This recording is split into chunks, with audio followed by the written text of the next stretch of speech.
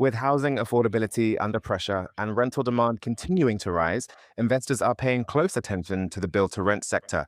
So, what's driving growth right now? Today, we're looking at Grainger's latest results and how its rental platform is positioning the business for long term returns. I'm joined by Kurt Mueller, Head of Investor Relations at Grainger PLC. Kurt, welcome to the watchlist. Ricky, thank you very much. Thank you for having me. And apologies, I'm fighting the tail end of a cold, but hopefully all your listeners can hear what I have to say. Well, we've all been there, so don't worry about it. But on the good news, positive side of things, congratulations on your latest result. Can you walk us through some of the standout performances from the first half of the year? Absolutely, Ricky. Well, it's been a really strong first half of performance for us, and that's across the business. Um, we've also had an excellent earnings outlook for the years ahead, which I'll talk you through in a minute. And all of that is despite the operating in quite uncertain global and market conditions that I'm sure everyone's familiar with. So what we've seen over the first half is net rental income has gone up by nearly 8%. Our earnings have gone up 4% on a net per basis, and our occupancy across our national portfolio of over 11,000 properties is about 96%. Our rents grew by 3.1% on a like-for-like basis. And importantly, we remain on track for that guidance I talked about on our earnings growth. We expect to grow earnings by 12% this year from last year and by 35% to 2029. So all in large, a strong first half for us. And a major theme amongst those results appears to be continued strength in rental demand, kind of similar to what you just mentioned there. What's driving that ongoing growth in rental income and occupancy across the portfolio? Well, the UK is structurally undersupplied in its housing market. And as you mentioned earlier, demand for renting and housing generally continues to grow. The population continues to grow as well. Most recently, we've also seen a reduction in the supply of rental housing as small landlords continue to sell their properties, partly due to regulation, partly due to taxation. Um, so that is all underpinning our continued rental growth. And there's three main drivers in that like for like rental growth, that organic growth that I talked about of over 3% that we've seen across the portfolio across the period. We also are expanding our portfolio. We've got a pipeline of committed development projects, which we are building out. And part of that growth is the lease up of those recent developments, which added a £5.7 million of net rent over the first half. And then thirdly is that demand, the fundamentals in demand remain very, very supportive. So that occupancy is high, which is driving the rental growth, and our customer affordability is still really healthy.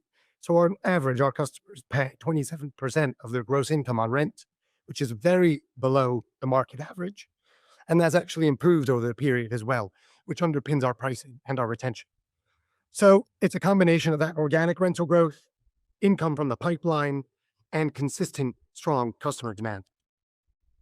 Another angle as well is this institutional interest in rental housing. And as that continues to grow, scale and operational execution become increasingly important. So, what are the key strengths of Grainger's platform and portfolio that position the business for sustainable returns over the coming years? Again, a great question. And for those that don't know Grainger, we are sort of a one-stop shop for rental housing in the UK. So we are originators, developers of our own buildings. We are the owners of those buildings and we are the operators of those buildings. So if you go to Grainger's website or to Rightmove and you find one of our properties and you register your interest, you'll do a viewing with a Grainger colleague of mine. If you move in, it'll be a Grainger colleague of mine who's in that on that front desk saying good morning to you every time you go off to work in the mornings. So that's one of the strengths and the data that we know about our customers, what they what they like, what they want, what works for them, what doesn't work for them, is data that allows us to provide increasingly better customer service. And our platform is tech enabled. So all that data and now plugging in AI allows us to really target better customer service, better value, and better performance across our portfolio. So housing is a needs-based asset class. Unlike other real estate asset classes, everyone's always going to need a place to live. So from that perspective, we're AI resilient. You know, computers are not going to replace the need for us to sleep somewhere every night. And indeed, it's quite a upside for our business because of all that technology and data that we have.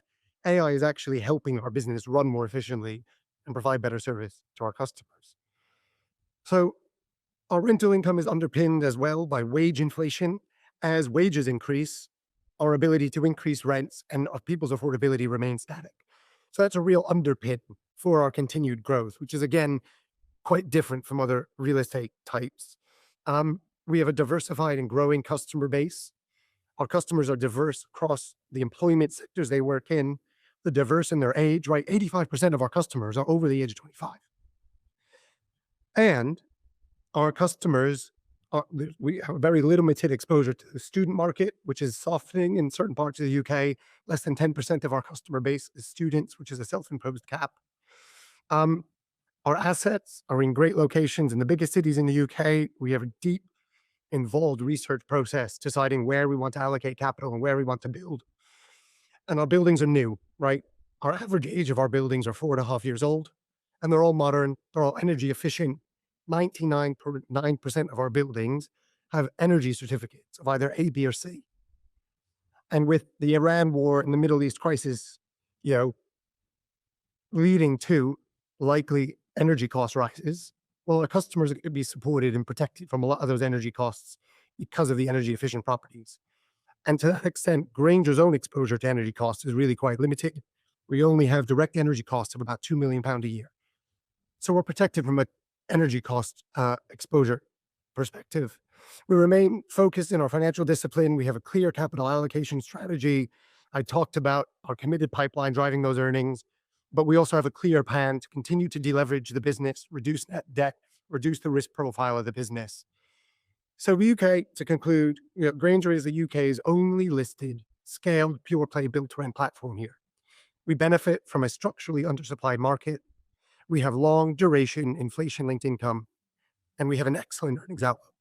Wow, so this looks like a business really benefiting from structural demand in rental housing, supported by scale, occupancy strength, and a platform designed for long-term income growth. Thank you so much for your time today, Kat. Thank you. Once again, that is Kat Mueller, Head of Investor Relations at Grainger PLC.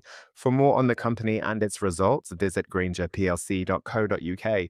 That's all for this episode of The Watch List. I'm Ricky Lee. Make good choices today.